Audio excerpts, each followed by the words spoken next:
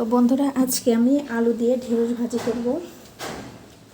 তো এখানে আমি আলু আগে কেটে রেখেছি, আর এখন আমি ঢেঁড়সগুলো সুন্দর করে কেটে নেব। ঢেঁড়স আমি আগেই ধুয়ে রেখেছি।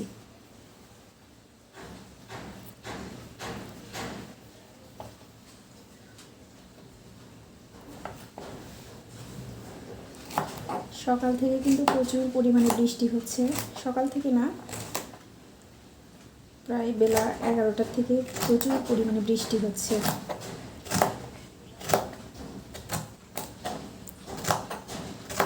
তো আলু দিয়ে, ঝুরি আলু দিয়ে ঢেঁড়স ভাজি করলে কিন্তু খেতে অনেক মজা লাগে। সবাই এটা খেতে পছন্দ করেন কি না, কিন্তু আমার পরিবারের সদস্য সবাই এটা খেতে অনেক পছন্দ করে।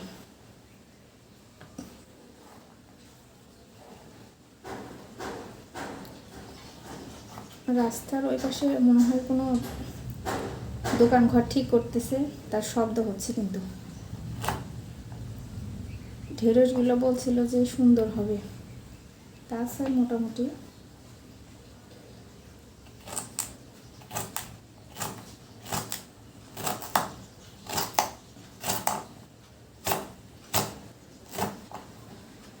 খুব একটা নরম তা কিন্তু না।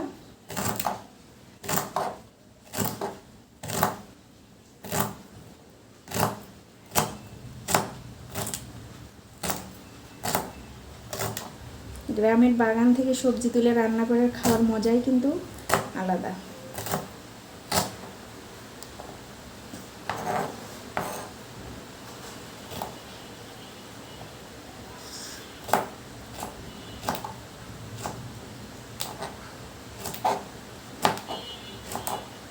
এরকম করে আমি সবগুলো ঢেঁড়সই কেটে নিব।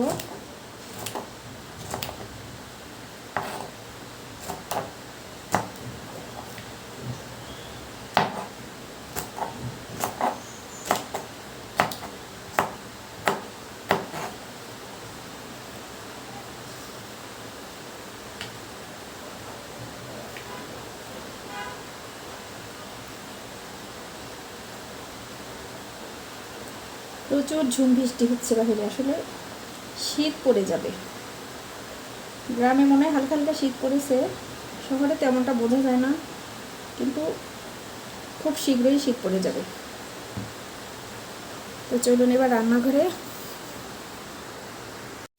তো বন্ধুরা, এখন ভাজিটা আমি বানাচ্ছি। তো ফোড়নে দিয়ে দিচ্ছি আমি তেজপাতা,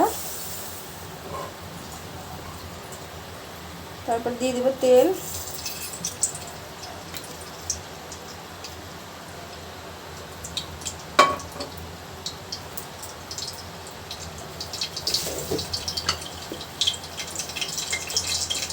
দিয়ে দিলাম আস্ত জিরা,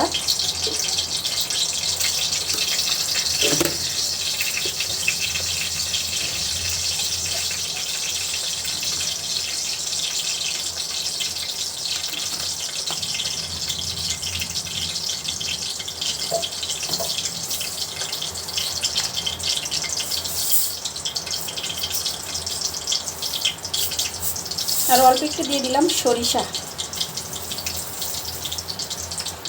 ভাজিতে সরিষা দিলে কিন্তু অন্যরকমের একটা ফ্লেভার আসে, খেতেও বেশ ভালো লাগে।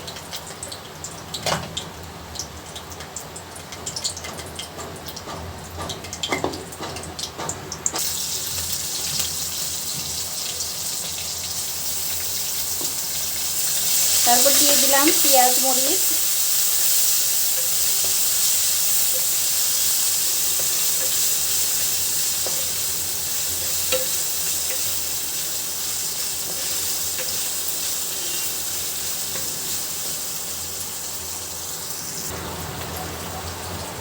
তো সবজিগুলো দিয়ে দিলাম।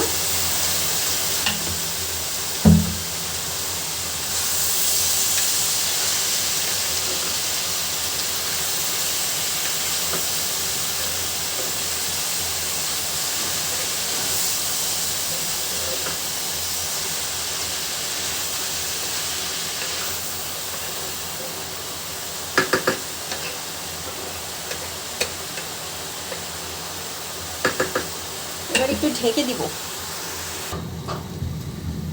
তো ঢাকনাটা খুলে দেখি।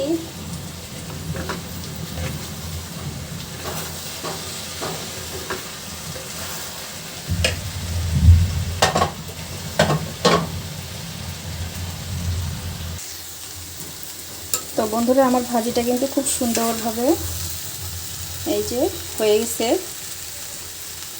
গরম গরম ভাতের সাথে খেতে কিন্তু খুব মজা লাগবে।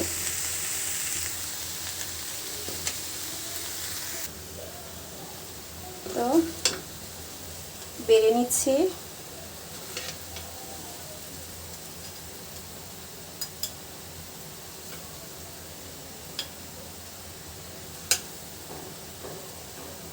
এরকম ভাজি রুটি, পরোটা, সাদা ভাতের সাথে খেতে কিন্তু বেশ মজা লাগে।